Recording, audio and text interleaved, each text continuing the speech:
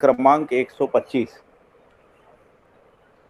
है ना, मानवीय व्यवहारवादी। संविधान का धारक वाहकता। जी पढ़िए। जागृतिपूर्ण सभी मानव इस संविधान के धारक वाहक हैं। प्रत्येक मानव जागृति से जागृति के लिए मानव परंपरा के रूप में प्रस्तुत है। इसलिए जागृत हैं या जागृत होने योग्य हैं। प्रत्येक जागृत मानव मानवीय शिक्षा संस्कार पूर्वक स्वतंत्रता और स्वराज्य का धारक वाहक और प्रेरक है। इसलिए प्रत्येक मानव शिक्षा संस्कार पूर्वक जागृत होता है। मानवत्व ही मानव परंपरा में स्वत्व, स्वतंत्रता और अधिकार के रूप में नित्य प्रमाणित है। मानवत्व प्रत्येक स्त्री पुरुष में समान होता है। स्वत्व, जागृति ही मानव का स्वत्व है। संपूर्ण अस्तित्व, दर्शन, जीवन ज्ञान और मानवीयतापूर्ण आचरण में परिपूर्णता ही जागृति है। जागृति सहज स्थिति, सुख, शांति, संतोष और आनंद की सहज निरंतरता है। जागृति सहज गति, समाधान, समृद्धि, अभय और सह अस्तित्व ही है। स्थिति और गति अविभाज्य हैं। एक बार इसको पूरा फिर से पढ़ लीजिए। जागृति पूर्ण सभी मानव इस संविधान के धारक वाहक हैं। प्रत्येक मानव जागृति में जागृति से जागृति के लिए मानव परंपरा के रूप में प्रस्तुत हैं। इसलिए जागृत हैं या जागृत होने योग्य हैं। प्रत्येक जागृत मानव मानवीय शिक्षा संस्कार पूर्वक स्वतंत्रता और स्वराज्य का धारक वाहक और प्रेरक है। इसलिए प्रत्येक मानव शिक्षा संस्कार पूर्वक जागृत होता है। मानवत्व ही मानव परंपरा में स्वत्व, स्वतंत्रता और अधिकार के रूप में नित्य प्रमाणित है। मानवत्व प्रत्येक स्त्री पुरुष में समान होता है। स्वत्व, जागृति ही मानव का स्वत्व है। संपूर्ण अस्तित्व, दर्शन, जीवन ज्ञान और मानवीयतापूर्ण आचरण में परिपूर्णता ही जागृति है। जागृति सहज स्थिति, सुख, शांति, संतोष, आनंद की सहज निरंतरता है। जागृति सहज गति, समाधान, समृद्धि, अभय और सहअस्तित्व ही है। स्थिति और गति अविभाज्य है। स्वतंत्रता, प्रत्येक मानव अखंड समाज सार्वभौम व्यवस्था में भागीदारी निर्वाह करने, कराने एवं करने के लिए मत देने में स्वतंत्र है। अखंड समाज और सार्वभौम व्यवस्था की अक्षुण्णता मानवीय शिक्षा संस्कार, स्वास्थ्य संयम, न्याय सुरक्षा, उत्पादन कार्य, विनिमय कोष, सुलभता सहित है, जिसका क्रियान्वयन 10 सीढ़ी में होता है। पहला परिवार सभा, दूसरा परिवार समूह सभा, ग्राम परिवार सभा, ग्राम समूह परिवार सभा, ग्राम क्षेत्र परिवार सभा, मंडल परिवार सभा, मंडल समूह परिवार सभा, मुख्य राज्य परिवार सभा, प्रधान राज्य परिवार सभा और विश्व राज्य। परिवार सभा अखंड समाज सार्वभौम व्यवस्था की 10 सीढ़ी हैं। सभी सीढ़ियां एक दूसरे के पूरक हैं और अविभाज्य हैं। अविभाज्यता का तात्पर्य इन 10 सीढ़ियों में से किसी को अलग करना अलग रखना, अलग सोचना ही संभव नहीं है। सकारात्मक विधि से अविभाज्यता का तात्पर्य प्रत्येक सीढ़ी दूसरे सीढ़ी के लिए अनुप्राणन सूत्र है। ये स्वतंत्रता हो गई। अधिकार, मानवीयतापूर्ण आचरण करना, कराना एवं करने के लिए मत देना प्रत्येक मानव का मौलिक अधिकार है। मानवीयतापूर्ण आचरण मूल्य, चरित्र और नैतिकता का अविभाज्य स्वरूप है। मानव शब्द से प्रत्येक संपूर्ण नर नारी संबोधित है। मानव में समानता, पृष्ठ संख्या 127। एक बात समानता बोलूं, जी यहाँ स्पष्ट। एक स्पष्ट करना है मुझे। मानवीयतापूर्ण आचरण करना, कराना और करने के लिए मत देना। इस मत देना के मीनिंग मत माने नहीं ना, नहीं अनुमोदित, जो कृतकारित अनुमोदित है ना दीदी, तो मुझे लगता है अनुमोदित जो शब्द है वो इसी मत देने के लिए रखा गया। हाँ, मतलब सहमत होना, मत देना, अनुमोदन करना, जी, अप्रूव करना। वो पॉजिटिव मीनिंग और लेते, पॉजिटिव मीनिंग मत देना मीनिंग, मत माने मत चाहिए, मत सम्मति देना, यहाँ सम्मति। यहाँ मत का मतलब निगेटिव नहीं है दीदी, यहाँ मत का मतलब अपना ओपिनियन देना, ऐसा है। ओपिनियन नहीं है, ओपिनियन नहीं, सहमति देना, स्वीकृति देना है। स्वीकृति। Okay okay. मानव में समानता पढ़ने जा रहा हूँ, 127 पेज 127। समानता का स्वरूप आवश्यकता, संभावना और सार्थकता के संबंध में यह समझा गया है कि मानव अपने परंपरा के रूप में नर नारियों के संयुक्त विधि से प्रमाणित होना सर्वविदित है। मानव परंपरा और उसकी निरंतरता के लिए नर नारियों का होना सह अस्तित्व सहज अभिव्यक्ति है। ऐसा वैभव जीवावस्था और प्राणावस्था में भी दृष्टव्य है। मानव परंपरा में एवं जीव परंपरा में भी जीवन का समानता होना पाया जाता है। जीवन अपने स्वीकृति पूर्वक स्त्री या पुरुष शरीर को चलाता है। जीवन के रूप में न तो स्त्री होते हैं न पुरुष होते हैं। जीवन सदा ही जागृति का प्यासा है। इसे प्रमाणित करने के लिए सदा सदा ही प्रवृत्ति बनी ही रहती है। बारंबार शरीर यात्रा का विफल होना भी जनसंख्या वृद्धि का कारण है। इसी के साथ साथ जीव कोटि के शरीरों की संख्या का घटना भी एक कारण है, क्योंकि इस धरती पर जितने जीवनी क्रम में और जागृति क्रम और जागृति में प्रमाणित होने के लिए नियति विहित नियंत्रण रहता ही है, उसमें से मानव परंपरा में केवल जागृति क्रम परंपरा के स्थिति में ही बारंबार शरीर यात्रा की स्थिति बनी हुई है। इन आधारों पर स्पष्ट हो जाता है जागृति पूर्वक ही मानव परंपरा का जनसंख्या नियंत्रण होना हो पाता है। जागृति परंपरा के उपरांत स्वाभाविक रूप में हर जीवन जागृत होने के लिए योग्य परंपरा बना रहता है। इसलिए हर जीवन जागृत होना सहज संभव हो जाता है। जीवन जागृति के उपरांत शरीर यात्रा की आवश्यकता नहीं रहती है या न्यूनतम हो जाती है। जागृति की अर्हता, अपेक्षा, संभावना स्त्री पुरुषों के लिए समान रूप में विद्यमान है। इसलिए इनमें समानता की परंपरा और उपलब्धि होती है। मानव जागृति पूर्वक ही सामाजिक होता है। मानव जागृति पूर्वक सार्वभौम व्यवस्था में भागीदारी का निर्वाह करता है।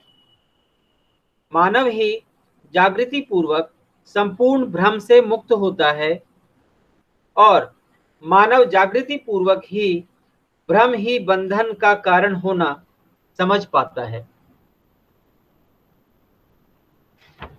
इस तरह मानव में समानता का बिंदु स्पष्ट होता है। आगे संतुलन।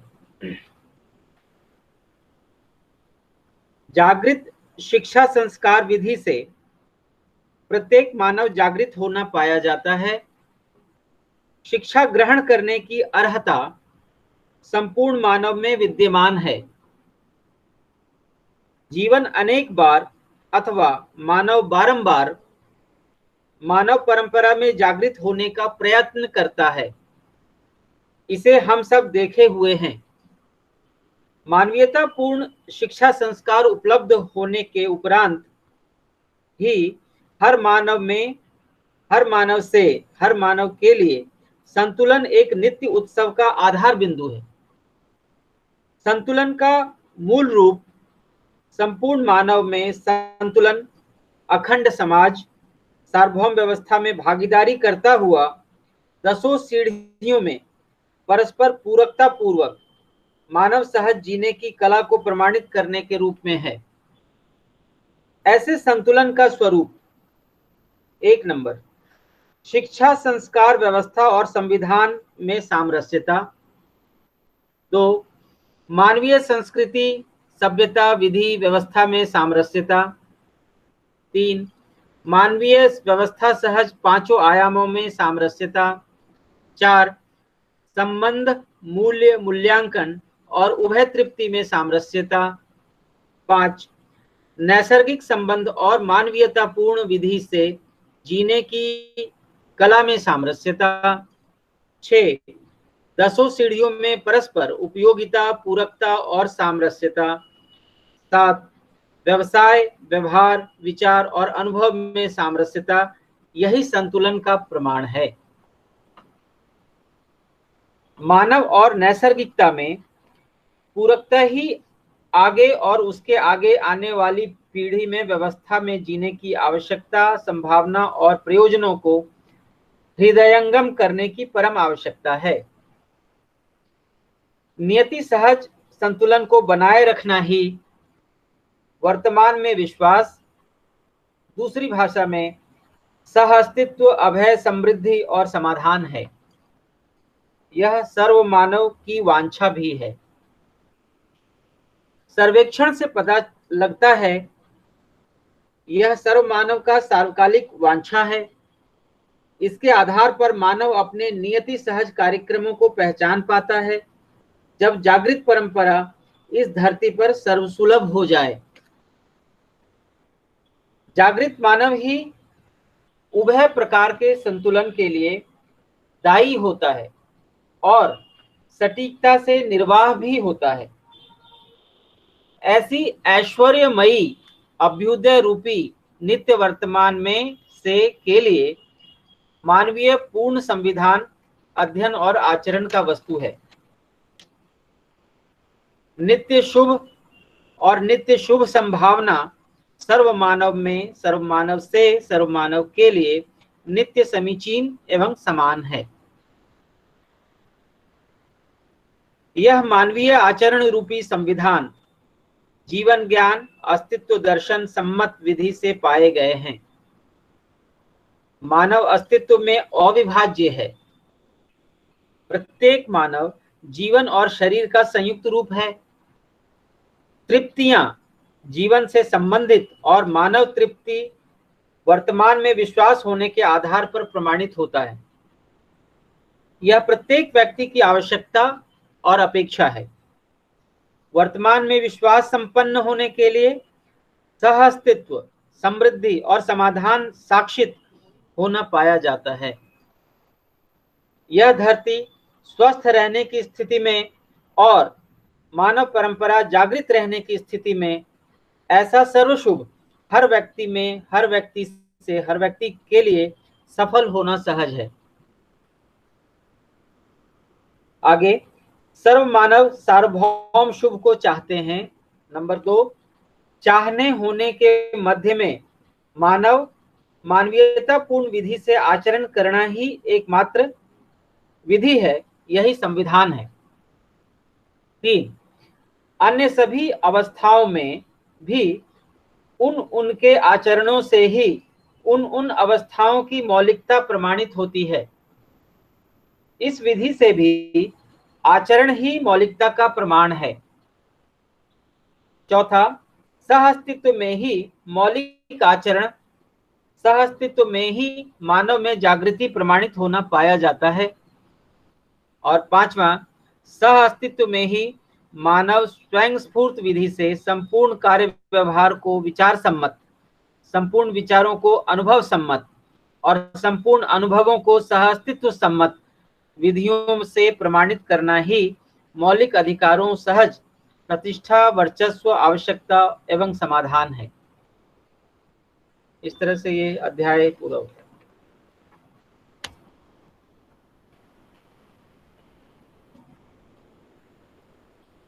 भैया आगे पढ़ूं या चलो? इसको एक बार रिवाइज कर लेते हैं अपन। तो सबसे पहले तो ये पहले पैराग्राफ में ये कहा गया कि जागृति पूर्वक सभी मानव इस संविधान के धारक वाहक हैं। तो यहाँ पे जब ये संविधान शब्द का उपयोग होता है तो उसको अपन अखंड समाज का आचरण बोल रहे हैं। जो अखंड समाज का जो आचरण है उसी को संविधान कह रहे हैं। तो वो जो अखंड समाज के आचरण का धारक वाहक जो है वो जागृति पूर्ण सभी मानव जो है उसके धारक वाहक होते हैं। धारक वाहक होते हैं यानी उस व्यवस्था में जीते हैं और उसमें समग्र व्यवस्था में भागीदारी करते हैं। उस अर्थ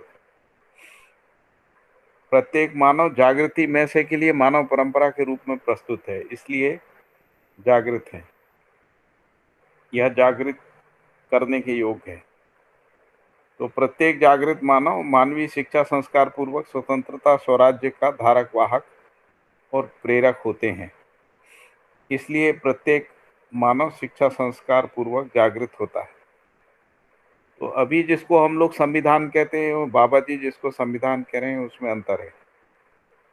अभी हम लोग जिसको संविधान कहते हैं उसमें कोई एक प्रकार का आचरण को फ्रेम किया गया है ना, मान लिया गया है कि ऐसा होना चाहिए। और उस संविधान की प्रस्तावना में एक प्रकार का एक्सपेक्टेशन लिखा है, जिसको अभी हम लोग मानव लक्ष्य कहते हैं, उसको वो एक प्रकार से प्रस्तावना में उनके संविधान का लक्ष्य है। फिर उसमें ये लिखा है कि हम इस संविधान को अंगीकृत करते हैं, स्वीकृत करते हैं, आत्मार्पित करते हैं, ऐसा लिखा हुआ। और यहाँ कह रहे हैं कि वो संविधान के धारक वाहक ही होते हैं। एक्चुअली जो मानवीय आचरण है वो सर्व मानव में, जागृत मानव में प्रवाहमान बना रहता है और जागृत मानव भी उस मानवीय आचरण में प्रवाहमान रहता है। उस अर्थ में वो उस संविधान के धारक वाहक होते हैं। फिर इसमें दूसरी बात बोली गई, ये जो स्वतंत्रता स्वराज्य है उसके धारक वाहक एवं प्रेरक हैं, यानी प्रत्येक जागृत मानव मानवीय शिक्षा संस्कार पूर्वक स्वतंत्रता और स्वराज्य का धारक वाहक है। और फिर ये कहा कि प्रत्येक मानव शिक्षा संस्कार पूर्वक जागृत होता है। तो जागृत कैसे होंगे? तो शिक्षा संस्कार पूर्वक होंगे।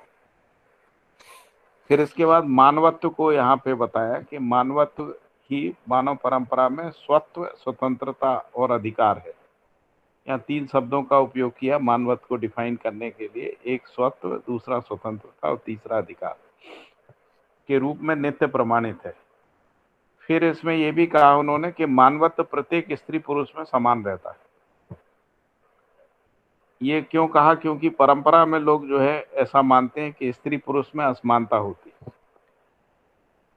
हमारी जो सनातन हिंदू परंपरा है उसमें भी कुछ जगह पे स्त्री पुरुष असमानता की बात दिखती है, जैनों में भी दिखती है। जैन लोग जो है वो मानते हैं कि स्त्री को मोक्ष नहीं हो सकता, और बौद्ध परंपरा में भी ऐसा दिखता है स्त्री पुरुष असमानता को लेकर, और इस्लाम में भी दिखता है।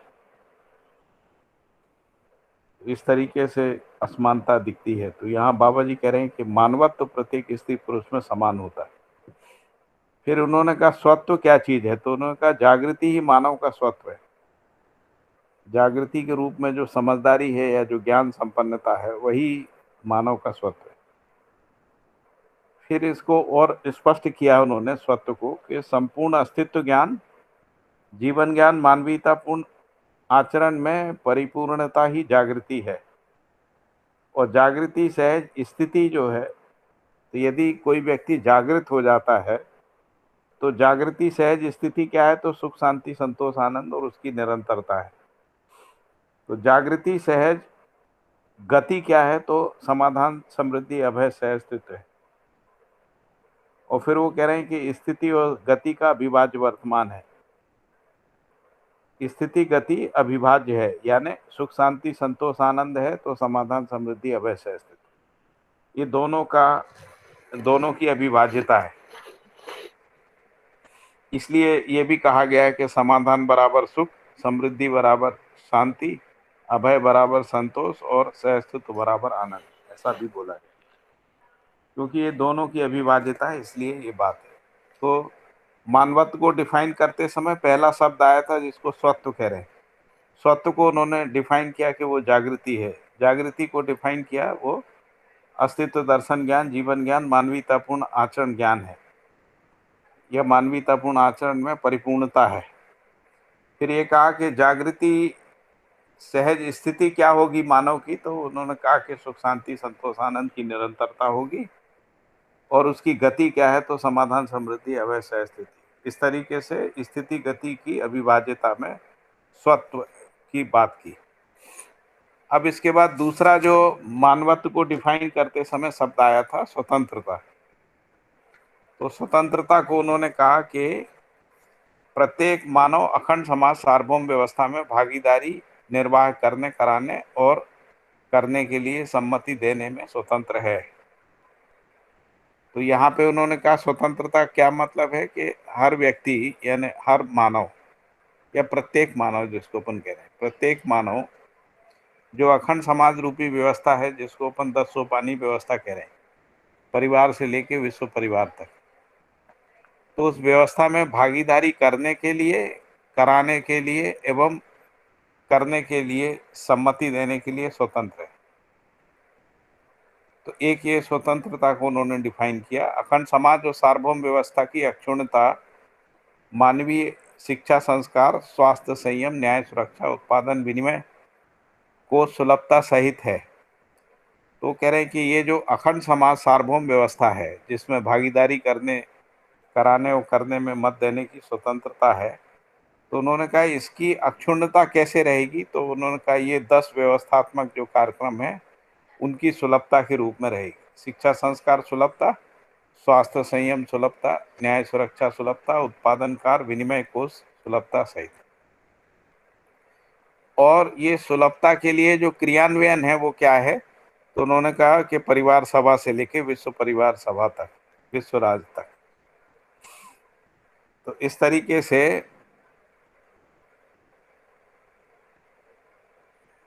क्रियान्वयन करने के लिए परिवार और निर्णय लेने के लिए सभा, जिसका चित्र जो है ये पेज नंबर 124 में दिया हुआ।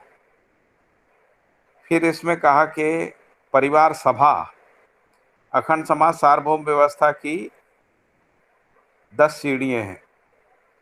तो जो परिवार सभा के रूप में जो ऊपर 10 सभाएं बताई हैं वो अखंड समाज सार्वभौम व्यवस्था की 10 सीढ़ी, और सभी सीढ़ियां एक दूसरे की पूरक हैं।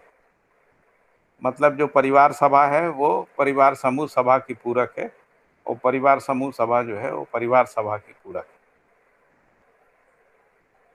तो इस पूरक भी है और आपस में प्रतिनिधित्व विधि से जुड़े हुए भी है ना, यानी एक सूत्रित भी है। फिर ये कहा कि सभी सीढ़ी एक दूसरे के पूरक हैं, अविभाज्य हैं। अविभाज्यता का तात्पर्य है इन 10 सीढ़ियों में से किसी को भी अलग करना, अलग रखना, अलग सोचना संभव ही नहीं। मतलब हम ऐसा नहीं कह सकते कि इसमें से कोई भी एक सीढ़ी को हटा के देख सकते हैं। तो कह रहे हैं कि ऐसा सोचना संभव ही नहीं। तो सकारात्मक विधि से अविभाज्यता का तात्पर्य प्रत्येक सीढ़ी दूसरी सीढ़ी के लिए अनुप्राणन सूत्र है, यानी प्रत्येक जो सीढ़ी है वो एक दूसरे को अनुप्राणित कर रही। फिर तीसरा जो शब्द आया था मानवत्व को समझाते हुए अधिकार।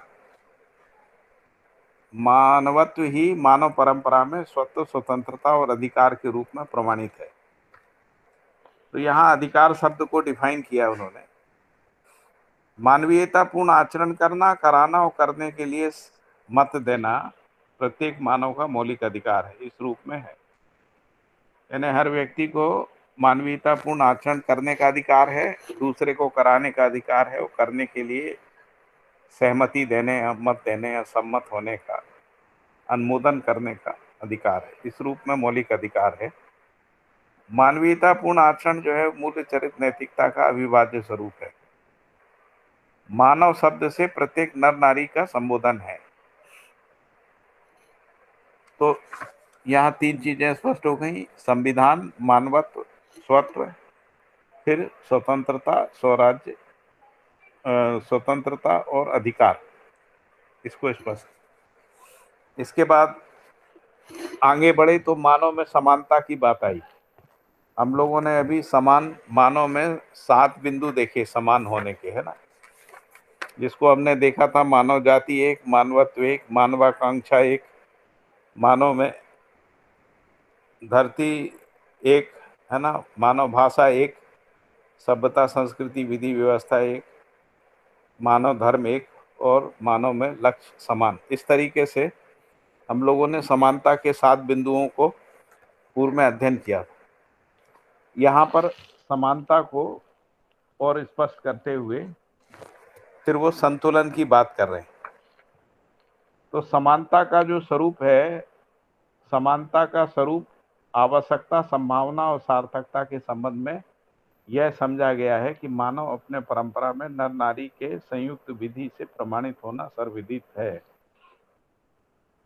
तो यहाँ पे जो मूल रूप से जो समानता का स्वरूप है वो नर नारी समानता की बात कर रहे हैं बाबा जी, और ये भी कह रहे हैं कि मानव अपने परंपरा के रूप में नर नारी के संयुक्त विधि से प्रमाणित होना सर्वविदित। नर नारियों के संयुक्त विधि से प्रमाणित होना सर्वविदित। भैया आवाज कम हो गई है तो अभी आ रही है? हेलो जी, अभी अब ठीक, जी अभी ठीक है भैया। हाँ, तो मैं ये कह रहा था कि जो बाबा जी ने मानव में समानता की यहाँ पर बात की है, उसमें ये कहा कि नर नारियों के रूप में ही समानता है ना, उसकी आवश्यकता है, संभावना है, सार्थकता है। और क्यों है? क्योंकि नर नारियों के संयुक्त विधि से ही प्रमाणित होना सर्वविदित है, ऐसा कह रहे हैं। फिर लिखा है कि मानव परंपरा और उसकी निरंतरता के लिए नर नारियों का होना सह अस्तित्व सहज विधि से अभिव्यक्ति है। तो मानव परंपरा की निरंतरता को बनाए रखने के लिए नर नारियों का होना, केवल नर हो तो नहीं होगा, नारी हो तो नहीं होगा, उनके सह अस्तित्व सहज अभिव्यक्ति है। ऐसा वैभव जीवावस्था प्राणावस्था में भी द्रष्टव्य है, ऐसा कह रहे, जिसको हम लोग स्त्री कोशा और पुरुष कोशा बोलते हैं ना, उस रूप से प्राणावस्था में और जीवावस्था में भी हम उसको देखते हैं। फिर कह रहे हैं कि मानव परंपरा में एवं जीव परंपरा में जीवन का समानता होना पाया जाता है। तो मानव और जीव परंपरा में क्या है कि जीवन तो समान ही होता है ना। तो जीवन अपने स्वीकृति पूर्वक ही स्त्री पुरुष शरीर को चलाता है। जीवन के रूप में वो ना तो स्त्री है ना पुरुष होता है। जीवन सदा ही जागृति का प्यासा है, इसे प्रमाणित करने के लिए सदा सदा ही प्रवृत्ति बनी ही रहती है। बारंबार शरीर यात्रा का विफल होना भी जनसंख्या वृद्धि का कारण है। इसी के साथ जीव कोटि के शरीरों की संख्या की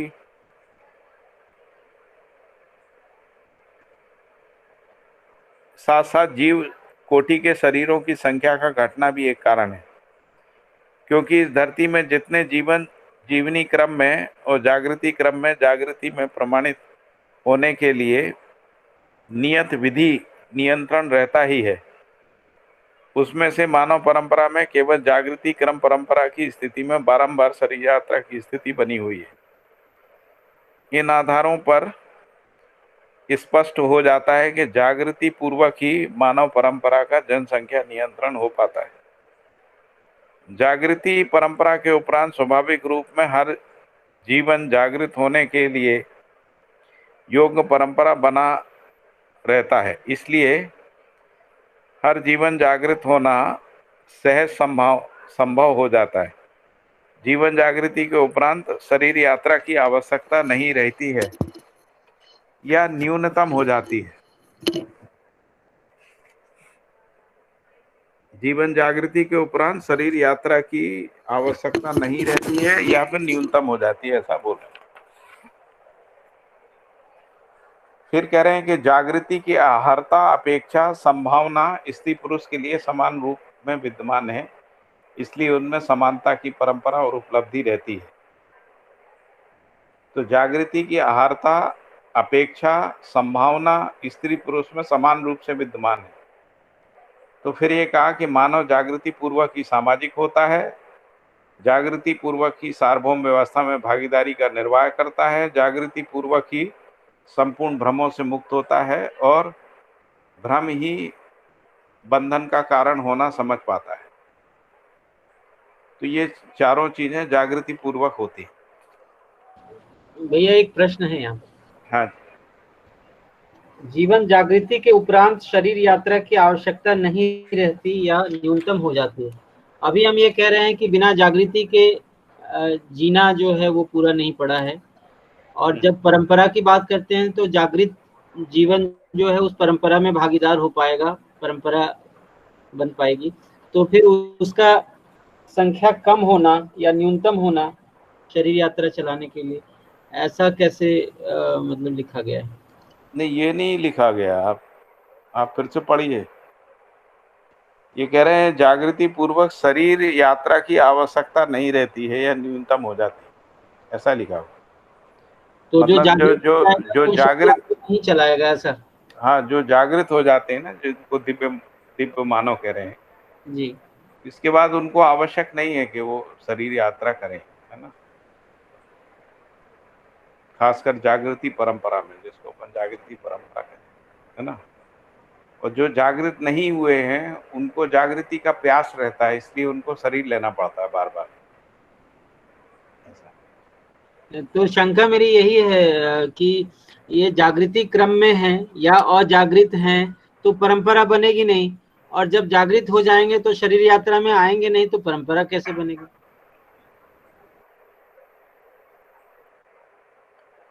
नहीं, जागृति के जब कोई मानव जागृत हो जाएगा हाँ, तो वो जागृति पूर्वक जो व्यवस्था है, जो भी 10 सोपानी व्यवस्था और 10 योजनाओं, इन पे काम करेगा।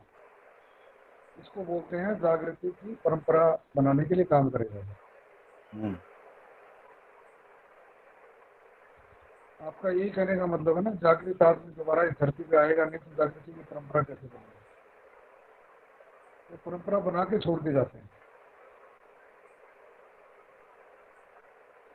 क्योंकि परंपरा अगर वो बना नहीं पाते हैं तो जागृति का प्रमाण नहीं होता है। तो वही पहले वाली बात आ गई, स्वांत सुख और जो पहले से चलता रहता है, ऐसा ही है ना पटेल जी? हाँ, ये भी है। दूसरा है कि जो जागृत यानी जो दिव्य मानव होते हैं वो बिना शरीर के भी मानव को प्रेरणा दे सकते हैं, लेकिन वो पुनः शरीर लेंगे तो वो जीरो से स्टार्ट करेंगे दोबारा फिर न्याय का याचक सत्य। लेकिन अगर वो जागृत परंपरा में लेंगे तो जागृति से ही लेंगे, क्योंकि परंपरा में जागृति है। नहीं, अभी परंपरा में जागृति नहीं है। परंपरा में बच्चे तो ऐसे ही रहेंगे ना, न्याय के याचक, सही कार्य व्यवहार करने के। लेकिन जागृति का स्रोत बना रहेगा ना परंपरा में। हाँ, अभी स्रोत नहीं है, अभी स्रोत नहीं है, शिक्षा में नहीं। जागृत जीवन दोबारा पुनः शरीर अगर धारण करता है तो ही है, वो ऐसा ही पैदा होगा। मतलब बच्चे ऐसे ही पैदा होंगे, जागृति परंपरा और चाहे भ्रम परंपरा हो। हाँ, वो तो वैसे ही पैदा होंगे, संस्कार के साथ ही होंगे ना। संस्कार तो वहाँ अगर अवेलेबल है शिक्षा व्यवस्था में तब तो ठीक है, भाई ये 3 प्रकार का जो संस्कार है वो तो नैसर्गिक है ना, हाँ, बस ये संस्कार लेके बताऊँ। ये संस्कार है और वातावरण इसके अनुकूल है, हाँ, वातावरण को ही तो इसलिए बोल रहे हैं ना, पर हाँ, जागृति पूर्वक। इसीलिए उनको ज्यादा श्रम मतलब श्रम है ही नहीं उसमें। श्रम तो यही है ना, अपने यहाँ में पहले दौड़ पैदा किया जाता है, यानी कि पहले आदमी को संप्रदाय में जीने की प्रेरणा अब मिलती वो रहती तो बस यही श्रम है, ये तो खत्म हो जाएगा जागृत है। मानव वहाँ परंपरा। जब अखंड समाज होगा तो संप्रदाय में, समुदाय में आदमी जीता ही नहीं होगा, तो हाँ आदि समस्या तो वैसे ही हल हो जाएंगी।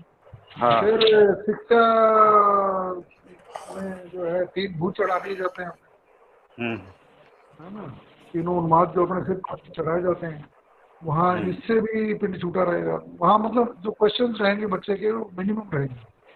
मिनिमम रहेंगे, और दूसरा है कि वो जल्दी मतलब उसकी गति तेज रहेगी। और जो भी सवाल होंगे बच्चे के, वो जो परंपरा, जागृत परंपरा में जो उसके अभिभावक हैं उनके पास उसके जवाब रहेंगे। हम्म। जी जी। फिर आगे पढ़ूं? संदीप जी से पूछना पड़ेगा ना, है डाउट संदीप? हुआ। नहीं, मैं अभी संतुलन वाला रह गया मेरा। नहीं, संदीप जी बोल रहे थे ना कि उनका डाउट। हाँ संदीप जी जी, तो मैं ये कह रहा था, फिर से मेरा अटकाव वहीं पर है कि यदि मानवीय परंपरा रहेगी तो जागृत मानव के साथ होगी, यदि अजागृत हैं तो वो जागृति क्रम ही कहलाएगा, नहीं, जिसको जागृत मानव परंपरा नहीं कहलाएगा। जागृति पूर्ण कह रहे हैं ना जिसको अपन, उसमें क्या है, 3 प्रकार के मानव है, मानव, देव मानव, दिव्य मानव, है ना। तो जी, यहाँ पे जो बात आ रही है वो दिव्य मानव की बात आ रही अच्छा, इसीलिए उनके लिए शरीर है। हाँ, यात्रा की उतनी अहमियत नहीं रह जाती। इसीलिए लिखा ना, जागृति के उपरांत, जागृति पूरी हो गई उसके बाद, है ना। ठीक है भैया, यहाँ फिर एक संतुलन शब्द है, तो जैसे अभी हमने समानता को समझा था, उससे पहले मानव में, यानी जिसको अपन अखंड समाज या व्यवहारवादी समाज कह रहे हैं, उसमें एकत्व के 7 बिंदुओं को अपन ने समझा था। उसी तरीके से ये संतुलन है। तो संतुलन का मतलब है कि जो मानव जाति में जो भी 10 भैया एक सवाल और रह गया है पिछले पैराग्राफ में कि बारंबार शरीर यात्रा का विफल होना भी जनसंख्या वृद्धि का कारण है, इसी के साथ साथ जीव कोटि के शरीरों की संख्या का घटना भी एक कारण है। हाँ, तो यदि बार बार जागृत नहीं हो पा रहे हैं और इसीलिए मानव शरीर में जन्म हो रहा है, तो इससे क्या असंतुलन नहीं हो रहा? यदि जीव की संख्या कम हो रही है और मानवों की जागृति पिपासा की वजह से मानवों की जनसंख्या बढ़ रही है, तो नहीं ये ऐसा नहीं है। अभी क्या है ना, जो जीव जानवर हैं हमने उनको मार दिया है ना, उनका संख्या कम हो रहा है, तो वो जीवन जो फ्री हो गए हैं, है ना, और मानव शरीर तेजी से बढ़ रहे हैं, मतलब जो मानव में भोग प्रवृत्ति के कारण से। भोग प्रवृत्ति भी है और सामुदायिक भी सोच है, उसमें हर समुदाय हाँ चाहता है कि हाँ। हमारी जनसंख्या बढ़ती रहे। तो वो जो शरीर ज्यादा पैदा हो रहे हैं, तो वो जो भ्रूण जीव शरीर जीव शरीर कम पैदा हो रहे हैं, तो वो जो जीव शरीर वाले जो जीवन है वो मानव शरीर में आ जाते हैं। क्योंकि जीवन तो ऐसे शरीर कोई में जाता है नियति क्रम विधि से, या नियति विधि विहित विधि से, मतलब जिसको वो चला सकता है। तो मानव जी, शरीर को तो चला ही सकता है, इसलिए फिर वो ऐसे शरीर में आ जाता है। तो जब कोई जीव शरीर को चलाने वाला जीवन जो है मानव शरीर में आ जाता है, तो उसमें असफलता की संभावना ज्यादा रहती है, विफल होने की। मेरा प्रश्न इतना ही है कि अस्तित्व यदि चारों अवस्थाओं में सजावट और एक तरह का आनुपातिक संतुलन है, उसमें यदि जीवों की संख्या कम हो जाए और मानव की जनसंख्या बढ़ जाए, तो ये संतुलन बरकरार कैसे रहता है? जब मानव जागृत हो जाता तभी होता है संतुलन, उससे पहले होता नहीं सर। असंतुलन पैदा करने की ताकत जो है भ्रमित मानव में है, असंतुलन पैदा करने की। अच्छा, हाँ, जो संतुलन पैदा करने की ताकत जागृत मानव में। हाँ, भ्रमित मानव एक बटन दबाएगा, अपने कोरिया वाले भाई साहब जो हैं, सारे मामले को भी साफ कर सकते हैं। हाँ ठीक है भैया। Hello hello. जी हाँ भैया जी दीदी नमस्ते।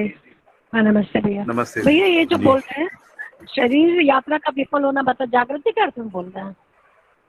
नहीं नहीं, अजागृत आदमी। तो शरीर यात्रा का विफल होना मतलब अजागृत रह गया इसलिए विफल हो गया। हाँ, विफलता मतलब किस अर्थ में? जागृत नहीं हो पाए, जागृत नहीं हो पाए उस अर्थ। अच्छा शरीर यात्रा में इसको आने का प्रयोजन ही ये है कि जीवन हाँ अपनी जागृति को प्रमाणित करना चाहता है, प्रमाणित नहीं कर हाँ पाया तो असफल हो गया। तो जैसे कैसे? हम लोग बहुत सालों से पढ़ रहे हैं फिर भी हमको समझ में नहीं आता है, तो हम हाँ हाँ कहेंगे कि हम असफल हो गए, हम असफल हो गए, है ना, ये असफलता है। हाँ या हम ठीक है। बहुत सालों से पढ़ रहे हैं, हम जीने में प्रमाणित नहीं कर पाए, तो हमको लगेगा कि हम ये नहीं कर हम्म पाए, है ना, हम असफल हो गए। ऐसा हम्म हम्म हम्म। असफल हो गए तो वो जो फिर भैया ये जो असफलता बोल रहे है, हैं असफलता हमको पुनः शरीर यात्रा के लिए हम्म, दबाव बनाएगी, है ना, असफलता। करेक्ट। क्योंकि हम फिर सफल होना चाहते हैं दोबारा, तो हम अगली बार फिर यात्रा शुरू करेंगे। हम्म। और मृत्यु फिर के समय नियति विहित में नियंत्रण हम बोल समीक्षा भी कर लेते हैं। तो हाँ नैसर्गिक विधि से वो जो अनुभव दर्शन में ऐसा लिखा है कि जो हाँ मृत्यु के समय जो होता है ना, उस समय जीवन अपने को रिव्यू कर लेता, पूरी समीक्षा कर लेता कि हम सफल असफल असफल हुए तो क्यों असफल हुए, हम्म है ना। हम्म तो जैसे अपन किसी दुर्घटना के समय भी ऐसी घटना होती है, और अल्पकाल के लिए जो कोई को मरे हुए व्यक्ति को देखते हैं, उसका अंतिम संस्कार देखते हैं, तब भी ऐसा होता है कि हम्म हम अपना समीक्षा करने लगते हैं, रिव्यू करने लगते हैं अपने जीने का। हम्म लेकिन मृत्यु के समय बहुत तेज हो जाती है वो गति। बाबा जी ने ऐसा कहा कि पूरा हम्म जो लाइफ है वो एक रील की तरह चल जाता है बहुत तेजी से, तो हम्म उसमें समीक्षा हो जाती है, फिर उसी समीक्षा के भाव के साथ शरीर छूटता है, तो वो जो भी पीड़ा होती है या असफलता होती है वो पुनः शरीर लेने के लिए बाध्य करती लेकिन पाठक जी इसमें साथ में ये भी लिखा हुआ है ना कि जो उसकी मान्यताएं होती है उसके आधार पे वो मूल्यांकन करता है। है। हाँ और क्या। तो वो जो मान्यताएं होती हैं उसके आधार पे तो हर एक आदमी अपने आप को समझदार और सफल ही माने रहता है। हाँ लेकिन जब मृत्यु के समय जो घटना होती है वहाँ मान्यताओं के अतिरिक्त भी, क्योंकि जीवन को ये पता लगता है ना कि अब हम इस शरीर से जाने वाले हैं, हाँ। तो जो जीवन सहज जो स्वीकृतियां होती हैं उसके आधार पे भी मूल्यांकन होता है या समीक्षा होती है। नहीं, लेकिन लिखा हुआ ऐसा नहीं है जैसा आप बोल रहे हो। लिखा हुआ इतना ही है कि अपनी जो उस समय की मान्यताएं उसकी रहती हैं उसके हिसाब से मूल्यांकन करता है। हाँ एक बार अपने देख आप को लीजिएगा, एक सुख बार उसको रूप और अनुभव सुखी दर्शन, दुखी के रूप में हाँ वो कर लेता है, उससे प्रभावित हो जाता है। प्रभावित हो जाता है। ऐसे ही लिखा ना। और भैया ये जो बोला नियति विहित नियंत्रण है ना, हाँ तो अस्तित्व में मतलब नियंत्रण है ऐसा कि कितने जीवन जीव कोटि में जाएंगे, कितने जीवन जागृति कम और जागृति में प्रमाणित होने के लिए जाएंगे, ऐसा हाँ ये एक अस्तित्व, संख्या निहित रहती है ना हाँ अस्तित्व ये में। अस्तित्व सहज है, मतलब इसको कोई करता नहीं है। हम्म जैसे तो मानव मानव मार रहा है जीवों को, जैसे है ना, तो वो जीवन भी मतलब मानव शरीर धारण कर लेते हैं। जैसे पानी क्या है ना, पानी एक विश्लेषण क्रिया को करता है। पानी की भूमिका को हम्म देखेंगे तो वो पहाड़ों पे गिरता है, वहां पे उसमें वेदरिंग होती, मतलब उसमें रासायनिक हम्म क्रिया होती है, उसके कारण से चट्टानें जो हैं वो सड़ने लगती, और सड़ के वो पानी हम्म के साथ बह के नदी से, है ना, वो बहते हुए समुद्र में जाके इकट्ठी हो जाती।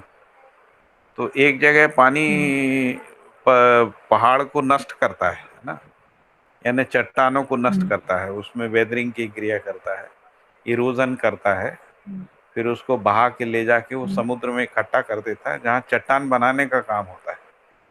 तो ये जो मट्टी धूल जो जो इकट्ठी होती है, जिसको अपन सेल कहते हैं ना, सेल, इस सेल एक प्रकार का राख होता है ना, जो समुद्र में बनता है। तो वो जो कीचड़ दलदल जो भी होता है वो सब इकट्ठा स्टोर होता जाता है, धीरे धीरे सेल करके राख बनती। फिर वही राख जो है कुछ समय के बाद सैंड स्टोन बन जाती। जो विंध्याचल है पूरा सैंड स्टोन है। फिर जो सैंड स्टोन है वो कई सालों तक पड़ा रहता है, तो उसमें क्रिस्टलाइजेशन हो जाता है, उससे जो राख बनती है उसका नाम मेटामार्फिक रॉक है। जो मेटामार्फिक जो ये जो अपना, हाँ, जो ये ग्रेनाइट वगैरह है ना, ये सब मेटामार्फिक रॉक है। ये जो माउंट आबू है ना, ये सब अरावली रेंज है, पूरी अरावली रेंज मेटामार्फिक रॉक। विंध्याचल पूरा इन सैंड लोग का पानी कहाँ गया है। तो पानी कहाँ गया इन लोग का, इनका पानी कहाँ गया? पानी तो रहता है, ये मतलब पानी समुद्र नहीं, जैसे समुद्र में बनता है ना रॉक्स, आप बता रहे हैं। हाँ, तो ये सब जमता जाता है ना, नदियों से बह बह के जाता है, और सिल्ट जो है वो डिपॉजिट होता जाता है। सिल्ट डिपॉजिट होते होते एक मोटी लेयर बन जाती है, और नीचे से समुद्र के अंदर, हाँ, समुद्र के अंदर। समुद्र उससे के क्या अंदर होता है कि बनते। समुद्र के हाँ। अंदर है ना, तो वो जो लेयर बन जाती है ना, वो धरती के नीचे से ताप आता ही रहता है। तो वो ताप और दाब और पानी, इन तीनों के योगफल में वो चट्टान बनने का क्रिया होता है, राख बन जाती। जैसे ये जो हिमालयन रॉक है ना, हिमालय, ये पूरा जो है समुद्र था पहले, यहाँ पे समुद्री दलदल था। तो ये जो जो इंडियाना प्लेट है ना, जिसके ऊपर हमारा भारत है, तो इसको इंडियाना प्लेट बोलते हैं। ये पूरा एक जो, क्योंकि ये सारी की सारी जो क्रस्ट है ना, जो पृथ्वी की सरफेस वाली जो क्रस्ट है, ये क्रस्ट एक लिक्विड मैग्मा के ऊपर तैर रही है ना, क्योंकि नीचे बहुत हाई टेम्परेचर है। तो हाई टेम्परेचर होने के कारण से वहाँ लिक्विड मैग्मा है ना, उसके ऊपर तैरती रहती है। आप ऐसे ही मान लो जैसे कोई गरम तेल होता है ना, उसमें अपनी पुड़ी तैरती रहती है, ऐसे ही। तो वैसे ही जो लिक्विड मैग्मा है उसके ऊपर ये क्रस्ट तैरती रहती। तो ऐसी कुछ प्लेटें हैं, वो एक उसमें से एक प्लेट है, उसका नाम इंडियाना प्लेट है, जो उसमें तैर रही। तो वो जो तैरती हुई प्लेट जो है ऊपर की ओर सरक गई। उससे क्या हुआ कि जो हिमालय का जो समुद्र था उस पर दबाव पड़ा। तो वो जो जो सिल्ट थी ना, जो डिपॉजिट वाली जो सिल्ट थी, तो उस पे ऊपर दोनों तरफ से दबाव पड़ा। जो ऊपर वाली प्लेट है चाइना का प्लेट और इंडियाना प्लेट, उसके बीच में, तो उसके कारण से फोल्डेड माउंटेन बन गए। ये जो पहाड़ी है सब फोल्डेड माउंटेन है हिमालय के।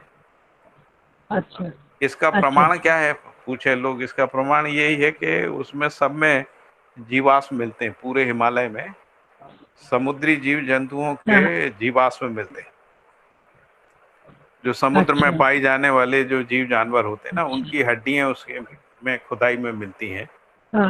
इससे पता लगता है कि ये यहाँ पहले समुद्र रहा होगा। और बड़ी संख्या में मिलते हैं, ऐसा भी नहीं थोड़े बहुत मिलते हैं, क्योंकि बड़ी संख्या। तो एक छोटा सा महासागर रहा होगा उस जगह पे, जो कोई 300-400-500 किलोमीटर में फैला होगा, ऐसा महासागर रहा। उससे पहाड़ बन गए। अभी मैं केवल इतना ही बता रहा था नियति विधि क्या होती। तो नियति विधि व्यवस्था को बनाए रखती है। तो पहाड़, अब जैसे हिमालय में पानी गिरता है, तो पानी गिरता है तो हिमालय से जो पानी है वो हिमालय की मिट्टी को, है ना, बहा के नदियों के माध्यम से ले जाके, जैसे गंगा से जाके वो गंगा घाट पे, गंगा सागर में जाके इकट्ठा होता जाता है। इसीलिए वहाँ पे समुद्र में एरिया में लैंड का एरिया हर साल बढ़ जाता है। हर 2-3 साल में थोड़ा सा हम समुद्र की तरफ आगे बढ़ जाते हैं, क्योंकि इतनी मिट्टी बह के जाती है उससे। आप गए हैं कभी गंगा सागर? नहीं गए, लेकिन यहाँ द्वारका गए हैं। अच्छा, द्वारका में ऐसा शायद नहीं, वहाँ कोई नदी। अरेबियन नहीं, वो ना गोमती नदी मिलती है ना भैया। अच्छा, वहां पर भी गोमती है नदी क्या आके ऐसा? मिलती है, हाँ दिखता है, अच्छे से दिखता है। अच्छा, गोमती संगम तो गंगा अच्छे से सागर दिखता में है। ज्यादा दिखता है, वहां पे हर साल बढ़ता जाता है, क्योंकि वहां पे बहुत सारी नदियां जाती हैं। ये इस तरफ तो कम नदियां आती हैं अरब के सागर में, लेकिन बंगाल की खाड़ी में बहुत सारी नदियां जाती हैं। और खासकर ये जो कछार का एरिया है ना, यूपी बिहार वाला कछार का, तो मैं केवल इतना बता रहा था कि पानी जो है नियति विधि से एक एक प्रकार की व्यवस्था को बनाए रखता है ना। क्योंकि हमको मट्टी की भी जरूरत है ना, क्योंकि मट्टी नहीं होगी तो खेती कैसे होगी, और पेड़ पौधे कैसे होंगे। तो मट्टी बनाने की प्रोसेस को और काफी अच्छा वो भी लाता ना है, हमें, अच्छी मट्टी। बहुत सारे मिनरल्स और बहुत सारी मेडिसिन, हाँ मेडिसिन हाँ मेडिसिनल भी रहती है ना हाँ हाँ, इस मिट्टी में, हिमालय की मिट्टी में क्योंकि काफी यदि मेडिसिनल वैल्यू भी अच्छी है, उत्पादन नहीं होगा तो जीव कोई वहाँ जानवर खिलाती और है। मानव खाएगा पिएगा क्या। तो पानी नियति सहज विधि से एक प्रकार से व्यवस्था में भागीदारी करता है। उससे मट्टी का निर्माण होता है, मट्टी के निर्माण से उत्पादन होता है, उत्पादन से जीव जानवरों के मानव का पेट भरता है ना। उससे ये परंपरा बनी रहती है ना। तो ये इसी का नाम है नियति विधि, है ना, नियति विधि। और ये प्रोसेस इतनी स्लो रहती है कि इसमें कोई असंतुलन नहीं होता। ये अगर फास्ट हो जाए, बहुत तेजी से हो जाए, पता लगे कि 100 साल में हिमालय खत्म हो गया और फिर अगले 100 साल में नए पहाड़ बन गए, तो शायद असंतुलन हो जाएगा। लेकिन ये स्लो होता है कि कोई 1 आध लाख साल में ऐसा होता है ना। तो तब तक उसमें दूसरा पहाड़ बन जाएगा, है, हाँ, तब तक अब दूसरा पहाड़ बन जाएगा। तब तक दूसरा पहाड़ बनेगा, यहाँ मैदान हो जाएगा, यहाँ मैदान होगा तो लोग खेती करने लगेंगे, है ना। तो यदि ये स्लो होता है तो अर्थव्यवस्था को नुकसान नहीं होता है, लेकिन यदि फास्ट हो जाता है, जैसे अभी ऋतु संतुलन बिगड़ रहा है, उसके कारण से अतिवृष्टि हो रही कहीं कहीं, तो अतिवृष्टि होती है तो बाढ़ें आ जाती है ना, बहुत सारे जीव जानवर मर जाते हैं, आदमी मर जाते, गांव के गांव बह जाते हैं। तो तो ऐसे ही अत्यधिक ताप बढ़ जाता है या अत्यधिक ठंड बढ़ जाती है, तो अत्यधिक ठंड बढ़ेगी तो बर्फ जम जाएगा। बहुत सारी जगह में ऐसा एक शीतलहर आ चुकी है पृथ्वी पे। ऐसा वैज्ञानिक लोग कहते हैं कि एक बार एक शीतलहर आई थी, उसमें आधे से ज्यादा पृथ्वी में बर्फ जम गया था। तो उसी तरीके से जो जीवन और शरीर की बीच की जो यात्रा है वो भी नियति सहज है। मतलब नियति में ये स्वयं स्फूर्त विधि से होता है, इसमें कोई कर्ता नहीं है। इससे पहले तक हम लोग जो आदर्शवादी परंपरा में कर्ता मानते थे कि ईश्वर करता है ना, कोई यमराज करता है, हिसाब किताब करता है, या कोई चित्रगुप्त होता है जो हिसाब किताब बना के वो पेश करता है, फिर उसके आधार पे होता है। लेकिन वो सब मान्यताएं ध्वस्त हो गई, है ना। और फिर बाबा जी ने एक नई विधि से इसको पुनः इस्टेब्लिश किया है, जिसमें उन्होंने कहा कि ये सब सहस्तित्व सहज विधि से होता है। उसी को उन्होंने नियति विहित नियंत्रण की बात बोली, ऐसा बना। अच्छा भैया, अभी आप ना एक 3 संस्कार की बात भी बोले, 3 संस्कार हैं आपके पास। 3 संस्कार से मतलब ये है कि न्याय का याचक, सत्य का वक्ता, सही कार्य व्यवहार के, ये इसके साथ ही मानव संतान का जन्म होता है। ठीक है। तो ये जो 3 संस्कार तो जन्म से रहते ही हैं, यदि इनके अनुकूल वातावरण रहता है तो ये और परिष्कृत हो जाते हैं। जैसे न्याय का जो याचक है उसमें न्याय प्रदायी क्षमता के अनुकूल वातावरण होता है तो न्याय प्रदायी क्षमता संपन्न हो जाता है। जैसे सही कार्य व्यवहार करने का प्रवृत्ति है, यदि अनुकूल वातावरण है तो सही कार्य व्यवहार स्वयं करते हुए दूसरे को सही कार्य व्यवहार करना सिखा पाना सहज हो जाता है। ऐसे ही जो सत्य का वक्ता है, तो यदि अनुकूल वातावरण है तो उसको झूठ बोलने का कभी अवसर ही नहीं आएगा, आवश्यकता ही नहीं रहेगी, है ना। तो ये शिक्षा संस्कार विधि, शिक्षा और जो व्यवस्था है, अभी ऊपर भी हम लोगों ने ये पढ़ा था ना कि ये जो व्यवस्थाएं हैं जिनको अपन कह रहे हैं शिक्षा संस्कार से लेके, है ना, स्वास्थ्य संयम तक। तो ये सब यही सुनिश्चित करती हैं, वातावरण बनाने का काम करती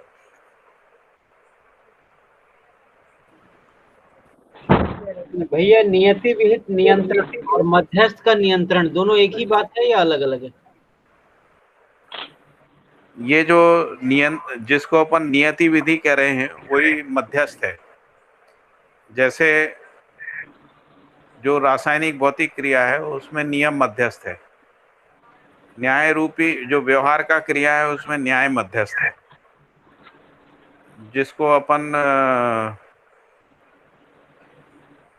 ये जो परिवार से लेके विश्व परिवार के बीच में जो भी आदान प्रदान है या जो व्यवस्था है उसमें सर्वतोमुखी समाधान के रूप में धर्म मध्यस्थ है, और जो सहअस्तित्व रूपी क्रियाकलाप है उसमें सत्य मध्यस्थ है। तो वस्तुतः नियम न्याय धर्म सत्य एक ही वस्तु है जिनको अपन व्यापक वस्तु कह रहे हैं ना, लेकिन वो अलग अलग क्रियाओं में अलग अलग नाम से इंगित किया गया है उसको। जैसे लाइट एक ही रहती है, लेकिन जब वो जिस माध्यम से गुजरती है उस माध्यम के प्रभाव में उसका रंग बदल जाता है।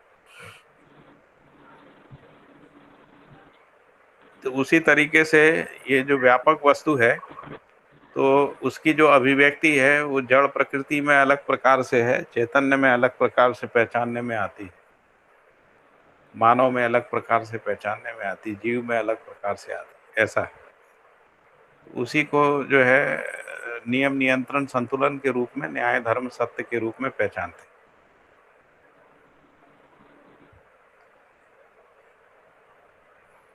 ठीक है, ये समझ में आ रहा है नहीं आ रहा है? जी जी इसी को हाँ मध्यस्थ बोला गया है ना, बाबा जी ने व्यवहार दर्शन में बोला है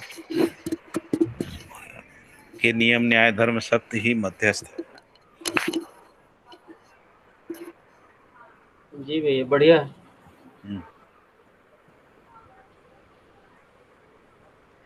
क्योंकि मध्यस्थ सत्ता वही है ना, जी बस मानव ही इसको पहचान पाता है, बाकी पहचान जिसको जानना मानना जो है वो मानव में ही होता है। बाकी उसमें सब नियंत्रित रहते हैं, उसको नियंत्रण विधि बोलते हैं। और जो उसमें नियंत्रित रहते हैं इसी को नियति भी बोलते हैं, नियति जिसको कह रहे हैं, नियम पूर्वक क्रियाकलाप, यानी नियम में संपूर्ण क्रियाकलाप ऐसा। अभी अगला पढ़ लेते हैं, संतुलन है ना। जी भैया। जागृत शिक्षा संस्कार विधि से प्रत्येक मानव जागृत होना पाया जाता है, यदि परंपरा बन गई है ना, शिक्षा संस्कार परंपरा में स्थापित हो गया है तो शिक्षा ग्रहण करने की अर्हता संपूर्ण मानव में विद्यमान है। तो बाबा जी ने यहाँ ये भी स्पष्ट कर दिया है कि शिक्षा ग्रहण करने की अर्हता सर्व मानव में है, क्योंकि जैसा मनु ने कहा ना कि ब्राह्मणों में है बाकी में नहीं है, तो बाबा जी कह रहे हैं कि सर्व मानव में विद्यमान है ना। तो जीवन अनेक बार अथवा मानव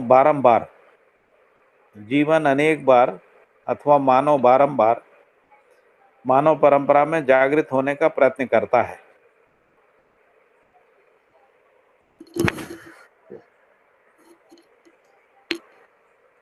इसे हम सब देखे हुए हैं, बाबा जी कह रहे हैं इसको उन्होंने देखा हुआ है। देखने का मतलब समझना हो। मानवीयतापूर्ण शिक्षा संस्कार उपलब्ध होने के उपरांत ही हर मानव में से के लिए संतुलन एक नित्य उत्सव का आधार बिंदु है। तो मानवीयतापूर्ण शिक्षा संस्कार उपलब्ध होने के उपरांत मानव से मानव के लिए संतुलन एक नित्य उत्सव का आधार बिंदु है। संतुलन का मूल स्वरूप या मूल रूप जो है संपूर्ण मानव में संतुलन का मूल रूप संपूर्ण मानव में संतुलन, अखंड समाज, सार्वभौम व्यवस्था में भागीदारी करता हुआ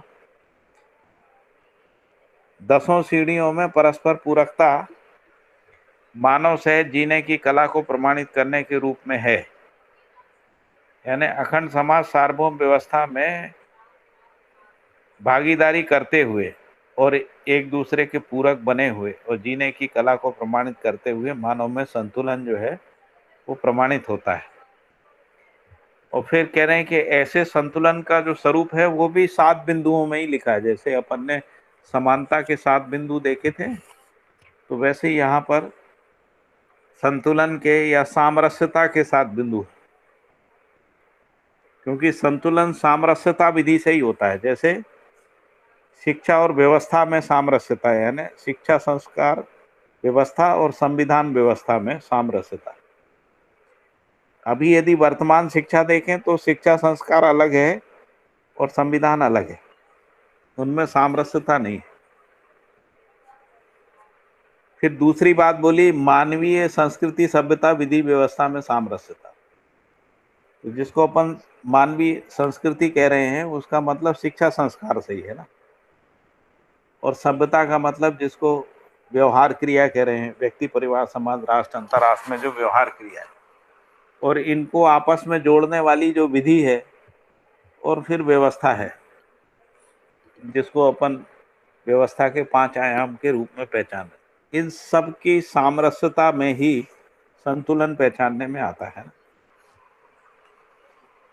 फिर इसके बाद लिखा है कि मानवीय व्यवस्था सहज 5 आयाम में सामरस्यता, मानवीय व्यवस्था सहज 5 आयाम में सामरस्यता, यानी शिक्षा संस्कार से लेके स्वास्थ्य संयम तक ये जो 5 आयाम है,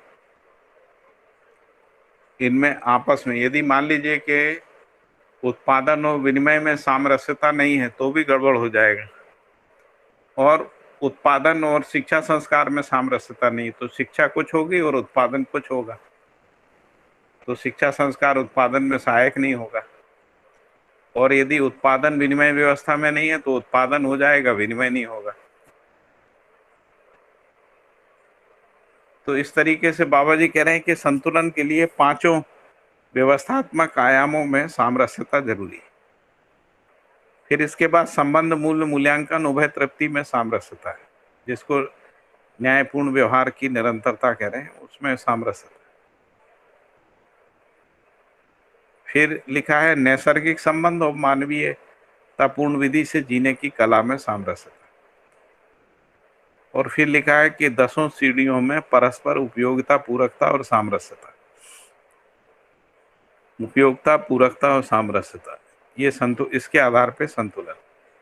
और फिर जो मानव में 4 आयाम हैं, व्यवसाय, व्यवहार, विचार और अनुभव में सामरस्यता, यही संतुलन का प्रमाण है। तो सामरस्यता, समानता है ना, इन दोनों के आधार पे संविधान स्पष्ट होता है, जिसको अपन संविधान कह रहे हैं।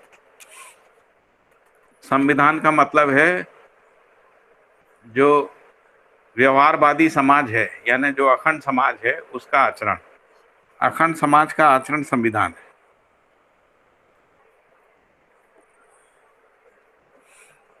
फिर इसके बाद आगे लिखा है कि मानव और नैसर्गिकता में पूरकता ही आगे और उसके आगे आने वाली पीढ़ी में व्यवस्था में जीने की आवश्यकता, संभावना और प्रयोजनों को हृदयंगम करने की परम आवश्यकता है।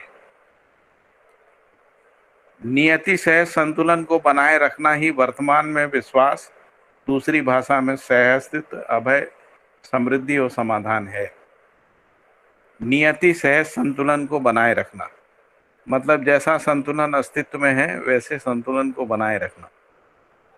ये केवल मानव के लिए, बाकी तो सब संतुलन में ही रहते हैं, और बाकी में असंतुलन मानव ही पैदा करता है, और वो जो असंतुलन मानव पैदा करता है वो मानव के लिए ही घातक होता है।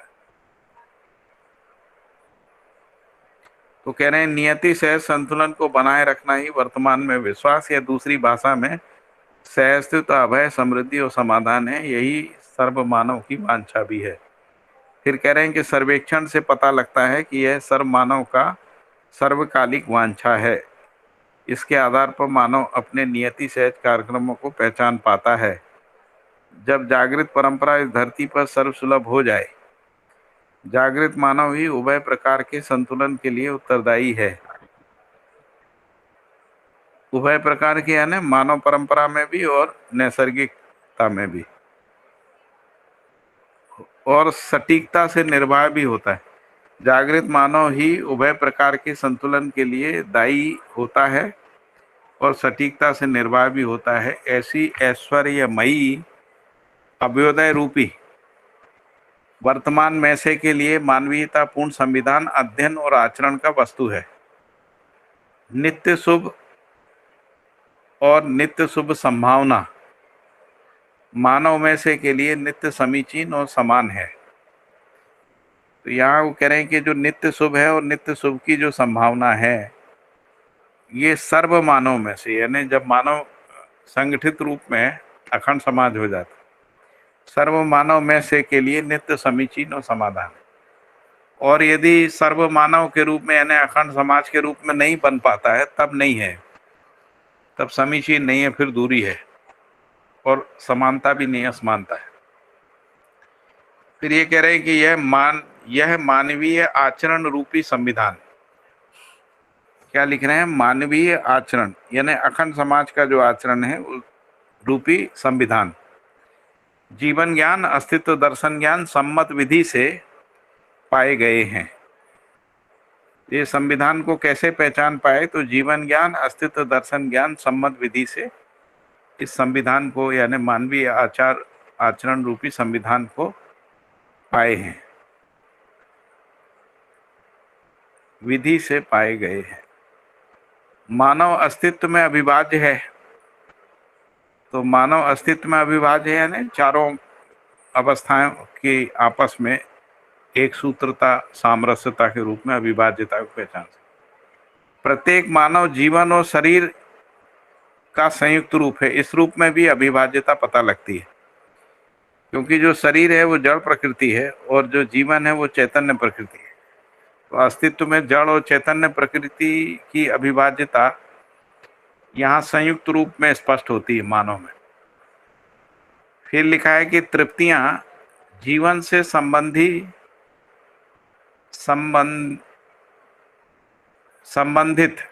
तृप्तियां जीवन से संबंधित और मानव तृप्तियां वर्तमान में विश्वास होने के आधार पर प्रमाणित होता है।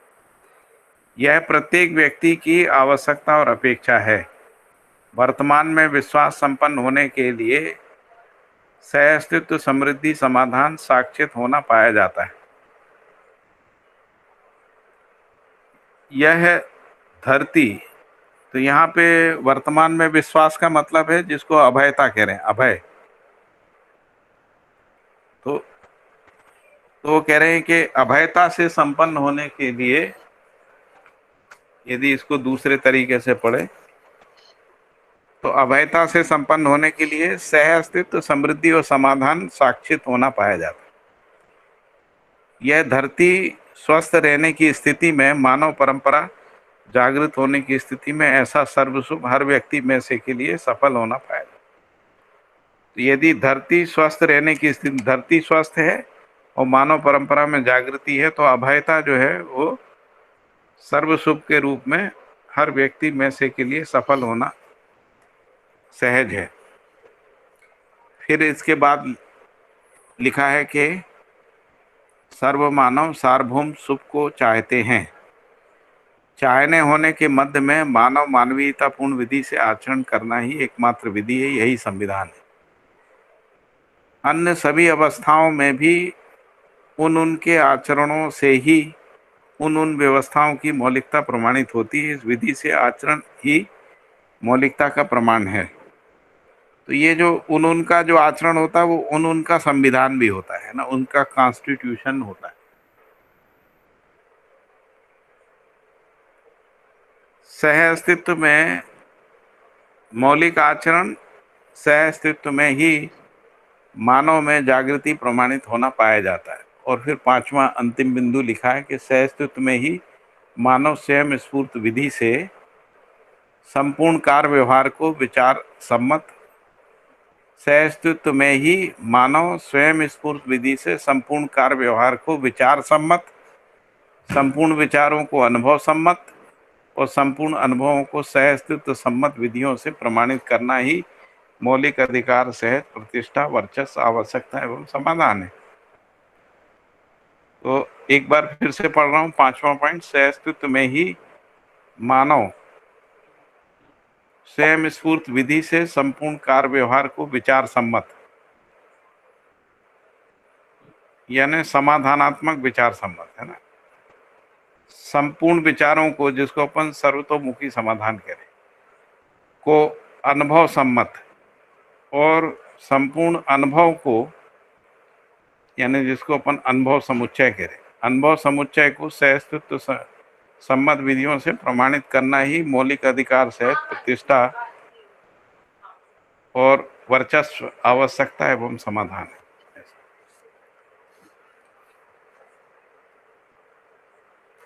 तो ये अध्याय अपना पूरा हो गया। और कोई इसमें चर्चा का मुद्दा है? जी एक तो बात थी। हाँ जी। हेलो, इसमें जो इस चैप्टर से पहले ना मानवीय संविधान का प्रारूप दिया गया है, ये टेबल बनाई हुई है। टेबल बनी,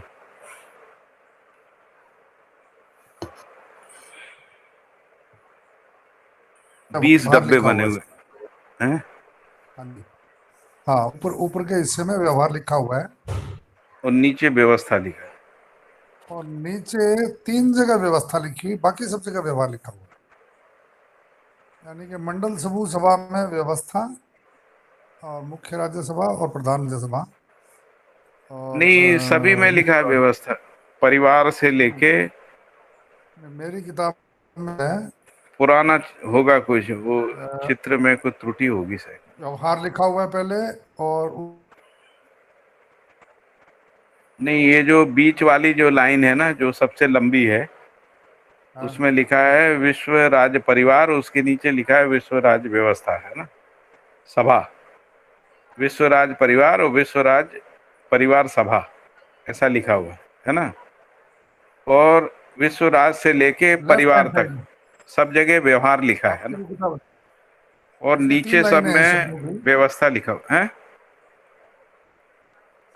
इसमें बेसिकली 3 लाइनें हैं, मतलब इस पिरामिड के अंदर। अच्छा, आपके इसमें 3 में व्यवस्था लिखा, बाकी में व्यवहार लिखा है। हेलो ये नई किताब में कुछ दूसरी तस्वीर है, इसमें व्यवहार नहीं लिखा है। इस लेफ्ट साइड में व्यवहार है, व्यवहार के नीचे जो सबसे लंबी लाइन है सार्वभौम व्यवस्था के ऊपर तक व्यवहार है और उसके नीचे व्यवस्था लिखी हुई है।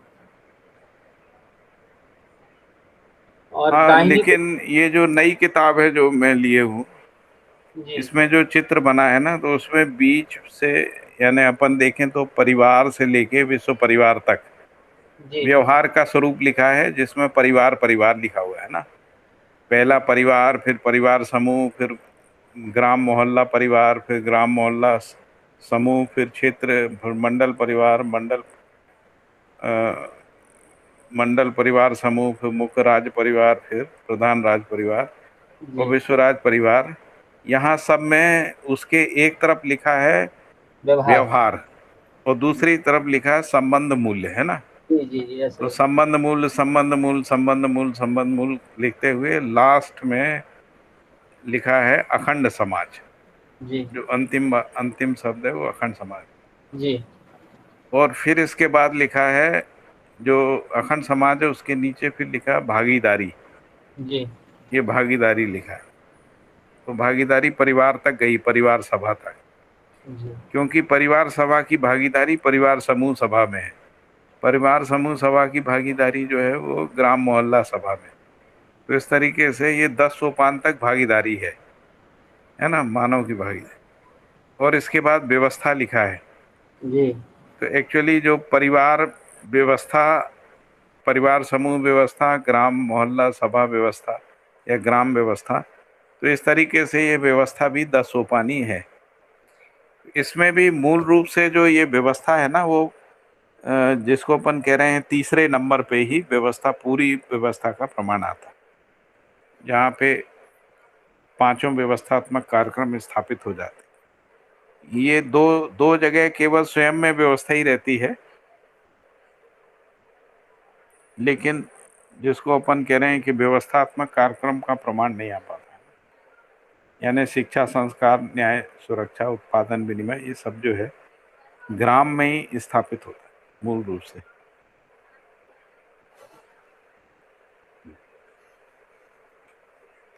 ठीक है, अभी इसमें कोई चर्चा का मुद्दा है क्या?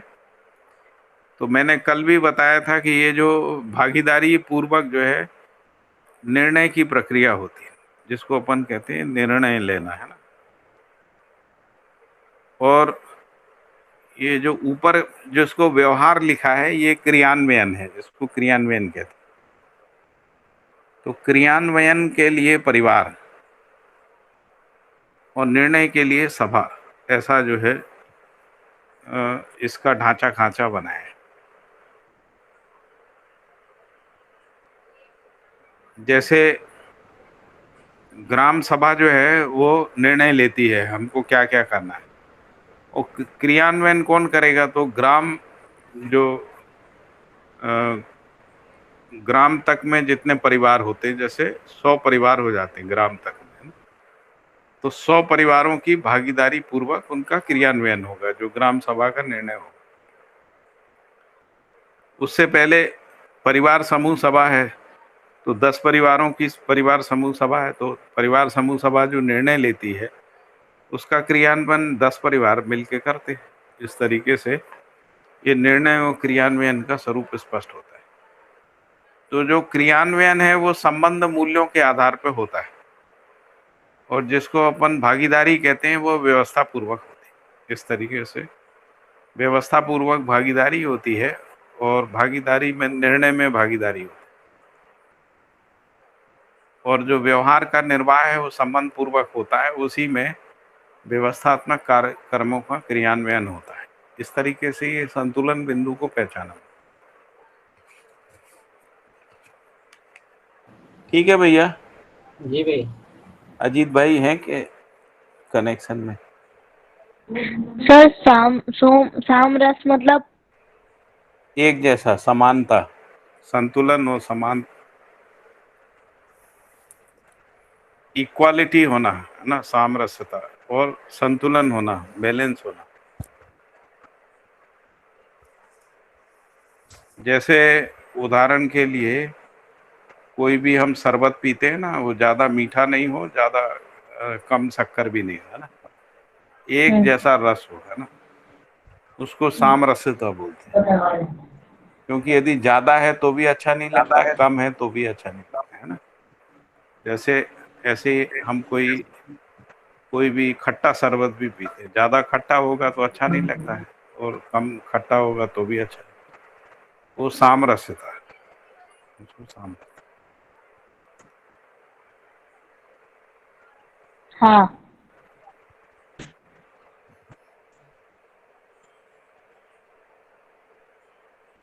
हाँ जी, अजीत जी कुछ बोल रहे थे आप? हाँ जी, मैं बोल रहा था, ये फर्स्ट जो पैराग्राफ,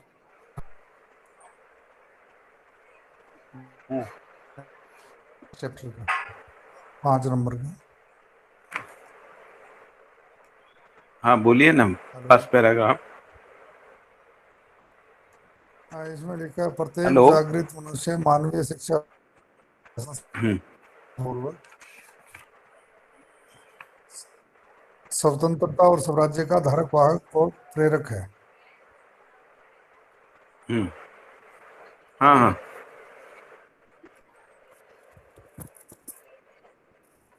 सुनाई नहीं दे रहा क्या? मेरे को तो सुनाई दे रहा है आपका। मेरी आवाज बिल्कुल नहीं आ रही। आपके नेट में कुछ गड़बड़ डाली इधर तो मेरा नेटवर्क ठीक है। आपकी आवाज ठीक आ रही है। अच्छा, मेरी ठीक आ रही है क्या? अजीत जी तक नहीं पहुंच रही? भैया आपकी ठीक आ रही है, वही नेटवर्क में इशू होगा, आपकी आवाज तो ठीक आ रही है। हाँ, तो वो कोई क्या बोल रहे थे आप? प्रत्येक जागृत मानव उन्होंने दो मानवीय शब्द लिखे हैं। हाँ, स्वतंत्रता और स्वराज्य। उसमें लिखे हैं स्वतंत्रता और स्वराज्य। हाँ, तो यहाँ तो पे स्वतंत्र, स्वतंत्रता को तो डिफाइन कर दिया इन्होंने कि हाँ 10 हाँ सोपानीय व्यवस्था में 10 योजनाओं में भागीदारी जो हाँ करना है, यही स्वतंत्रता है। हाँ हाँ। स्वराज्य बोलते हैं फिर। जब अपन इसको सम्मिलित रूप से देखते हैं तब स्वराज्य हो जाता हैं है। जी। जैसे मान लीजिए हम स्वतंत्रता को देखते हैं ना, तो जैसे मान लीजिए स्वतंत्रता क्या है, तो वो कह रहे हैं कि भागीदारी करने में, तो भागीदारी का मतलब है निर्णय में भागीदारी है ना। तो निर्णय लेने के लिए जो है ना वो स्वतंत्रता है। जैसे परिवार को स्वतंत्रता है अपना निर्णय लेने के लिए, परिवार समूह को स्वतंत्रता है अपना निर्णय लेने के लिए, है ना। उसी को वो कह रहे हैं भागीदारी में निर्वाह करने के लिए, कराने के लिए। अब जो निर्णय है उसको कराना भी है, और वो जो निर्णय है, जैसे मान लीजिए ग्राम सभा ने कोई निर्णय लिया, उसका अनुमोदन भी करना है। तो ये तीनों स्तर पे स्वतंत्रता है। लेकिन जब हम इसके साथ भागीदारी करते हैं बाकी में, ये जो व्यवस्थात्मक कार्यक्रम है यानी क्रियान्वयन करते हैं, तब वो स्वराज्य हो जाता है। ओके।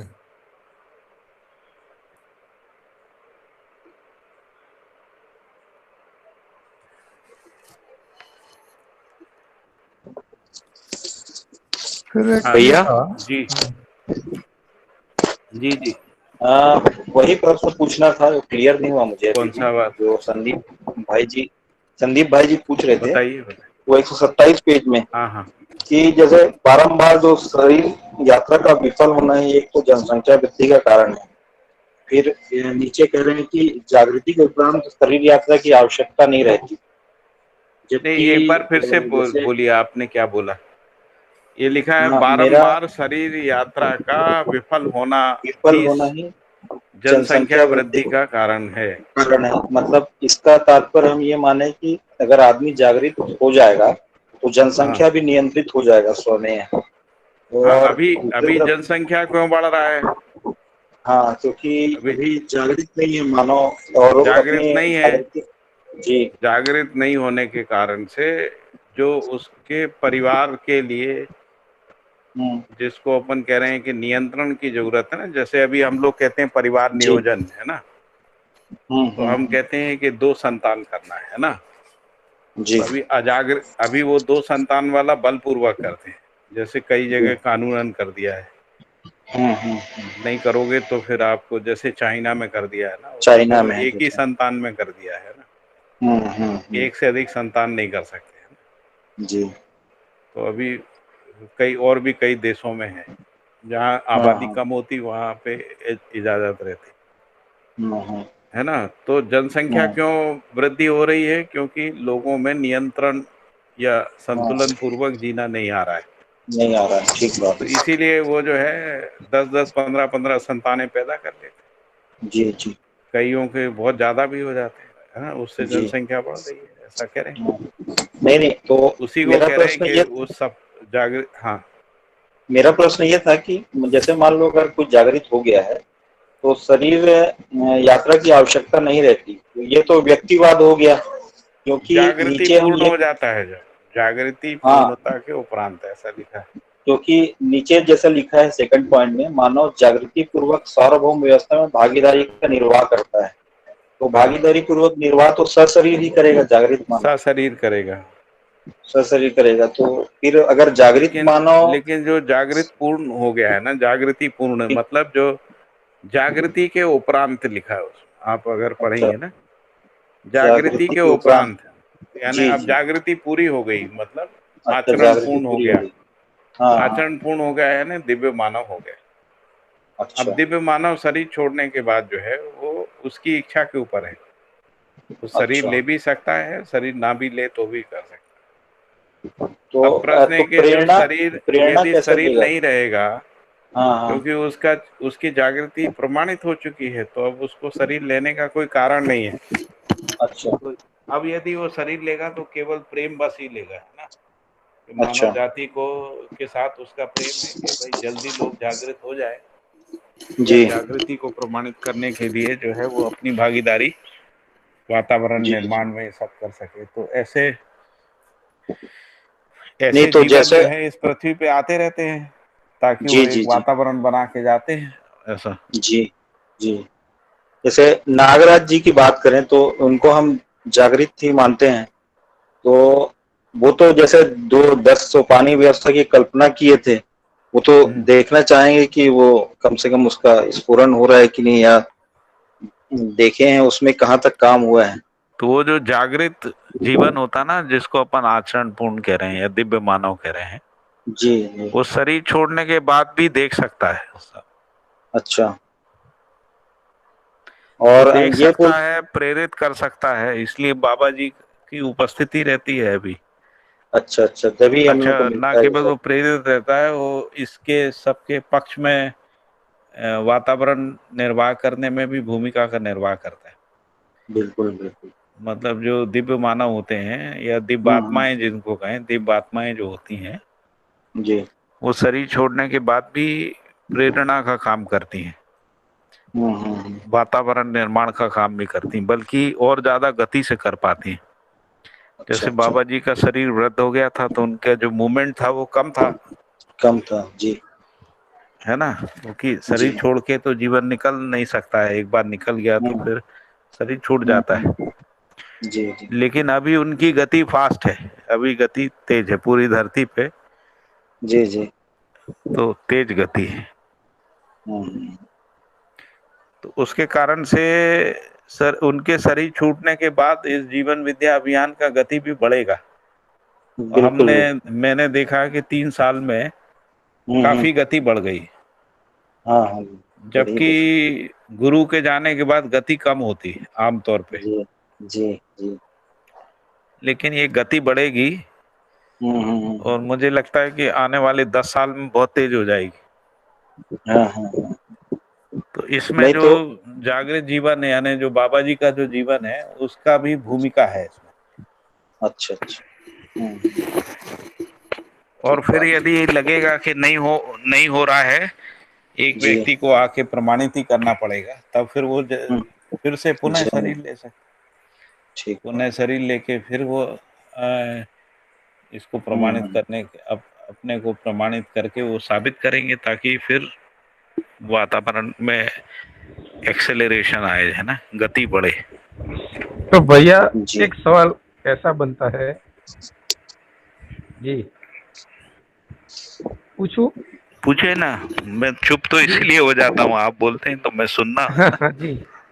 तो जैसे बाबा जी अभी अशरीरी है, उनके जैसे अथवा उनके पहले जो जागृत मानव, जागृत जीवन जो अशरीरी होंगे, उनको भी वो प्रेरित कर सकते हैं शरीर धारण करने के लिए, इस जागृत परंपरा को तेजी देने के लिए, ऐसा हो सकता है? मैं एक बार फिर से पूछे, समझ नहीं पाया। जैसे बाबा जी ने प्रमाणित करके अपनी शरीर यात्रा पूर्ण की, हाँ। और अभी वो ब्रह्मांड में इस अस्तित्व में अशरीरी स्वरूप है, उनका जीवन है, और वो अभी वहां से हमें प्रेरित करता है मानव को इधर। तो बाबा जी से पहले जो लोग इसी क्रम में जीवन शरीर छोड़ के गए और जागृति के परंपरा में होंगे, उनको भी वो प्रेरित कर सकते हैं जीवन शरीर धारण करने के लिए, क्या? नहीं, वो तो हर जीवन की स्वतंत्रता है ना, जागृति के उपरांत तो वो एक दूसरे को क्या प्रेरणा करेंगे, वो सब प्रेरित ही रहते। जी जी। लेकिन उनसे जो देव आत्माएं हैं यानी जो दिव्य आत्माएं हैं, हाँ। तो देव आत्माएं स्वाभाविक रूप से उनके नियंत्रण में रहती हैं। देव आत्माओं के नियंत्रण में ज्ञान आत्माएं रहती हैं जी। तो ज्ञान आत्माएं स्वाभाविक रूप से, ऐसे ही जो ज्ञान आत्माएं होती हैं ना, जिसको अपन मानव, जागृत मानव कह रहे हैं ना, देव मानव नहीं, जागृत मानव, है ना। जी जी। जागृति पूर्ण मानव भी बोलते हैं बाबा जी से। उनसे जो अजागृत जो जीवन होते हैं ना, जिनको हम लोग पशु मानव राक्षस मानव कह रहे हैं, वो उनसे स्वाभाविक रूप से नियंत्रण रहते जी। जैसे बाबा जी के पास जो है बहुत सारे पशु मानव राक्षस मानव आते थे, है ना, लेकिन वो बाबा जी के पास नियंत्रित रहते थे। यानी एक भी व्यक्ति जो राक्षस से राक्षस प्रवृत्ति का भी आदमी जो है, बाबा जी के सम्मुख कभी अनियंत्रित नहीं हुआ। और एक से एक पशु मानव, है ना, जिनकी प्रवृत्ति एकदम खराब होती है, वो भी वहां जाके नियंत्रण में रहते थे। जी। तो ये प्रमाणित, एक प्रकार से ये प्रमाण है कि जागृत अजागृत जो है जागृत के नियंत्रण में रहता है। जी। और इसी से पता लगता है कि ज्ञान पूर्वक नियंत्रण होता है, यानी जागृति पूर्वक ही नियंत्रण होता है। जी। जब तक कोई जागृत नहीं रहता है, तब जो नियंत्रण है वो भय प्रलोभन से होता है। तो बाबा जी ने किसी को भयभीत नहीं किया, ना किसी को प्रलोभन किया, है ना, ना उन्होंने ये कहा ये कर लो वो कर लो, दान दे दो, महल बना लो, पैर दबा दो, इससे तुम्हारे जागृति हो जाएगा, वो भी नहीं किया, है ना। और ना भयभीत किया, तुम ऐसा नहीं करोगे तो दंड मिलेगा, ये मिलेगा, नरक भोगोगे, गुरु का अपमान करोगे तो ऐसा हो जाएगा, है ना। ऐसा भी कोई भी एक भी उन्होंने किसी को डराया नहीं, है ना। नहीं। तो भय प्रलोभन से मुक्त विधि से अपने जीने को प्रमाणित करते हुए ये देखा गया कि फिर भी जो पशु मानव राक्षस मानव है, जो भय और प्रलोभन विधि से नियंत्रित रहने का अभ्यासी है, वो स्वाभाविक रूप से नियंत्रित रहते हैं। ऐसे जो जीवन होते हैं ना, जो जागृति की ओर जीवन होते हैं, और परंपरा में भी यदि आप देखोगे तो अच्छे आदमी के समर्थन में ही रहते लोग। अजागृति में भी जो लोग जिसको अच्छा माने रहते उसके समर्थन में ही रहते, चाहे भले खुद अपराध करते होंगे, लेकिन जो अच्छा आदमी जिसको मानते हैं ना, अच्छा आचरण जिसको मानते हैं, जैसे मान लीजिए कोई क्रिमिनल है, वो पूजा पाठ को अच्छा मानता है ना, खुद पूजा पाठ नहीं करता है, अब उसका जीवन अपराध में लगा रहता है, लेकिन फिर वो पूजा पाठ करने वाले का संरक्षण करता है। यदि कोई उसको तकलीफ देता है तो फिर वो उसके विरोध में खड़ा हो जाता है ना। ऐसा देखने को मिलता है। जी भैया। तो जब जो रियल जागृत व्यक्ति है उसके सामने तो सभी नियंत्रित रहते। तो जो आपने जो प्रश्न किया ना, तो जो दिव्य आत्माएं हैं, उनके सामने जो भी देव आत्मा होंगी वो स्वाभाविक रूप से उनके नियंत्रण में ही रहते। इसके लिए कोई प्रयास नहीं करना पड़ता, होता ही है। जैसे माता पिता के प्रति यदि बच्चों में कृतज्ञता रहती ना, तो माता पिता के समक्ष बच्चे स्वयं स्फूर्त विधि से नियंत्रित रहते हैं। उसके लिए कोई एफर्ट नहीं करना पड़ता है, मतलब ना उसमें कोई दबाव होता है बच्चों के अंदर। माता पिता के जैसे हम लोगों के पास भी थोड़ा थोड़ा ये अनुभव तो है ही कि हम जिन बुजुर्गों के प्रति सम्मान से भरे रहते ना, जिनके प्रति हमको रहता है कि उन्होंने हमारे लिए कुछ किया है, तो हम स्वाभाविक रूप से उनके सामने नियंत्रित रहते हो, और नियंत्रित रहते समय कोई दबाव नहीं रहता है। जी। ऐसा रहता है। तो इसको हम पहचान ही सकते हैं ना। ठीक है, ठीक है। मेरे को लग रहा है कि मैं समझा पा रहा हूँ आपको। जी जी भैया, बढ़िया से। और कोई प्रश्न हो? नहीं तो फिर अभी अपना टाइम पूरा हो गया, 10:10 हो गया।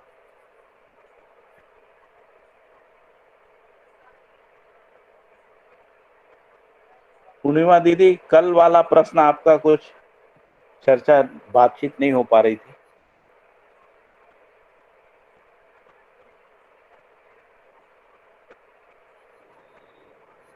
पूर्णिमा दीदी नहीं है भैया।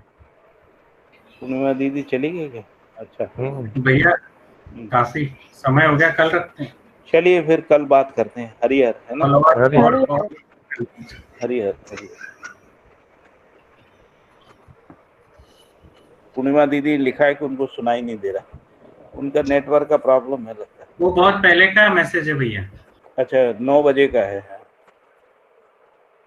ठीक है, ठीक है सुनील भाई, थैंक यू, कल मिलते हैं ना। कल मिलते हैं।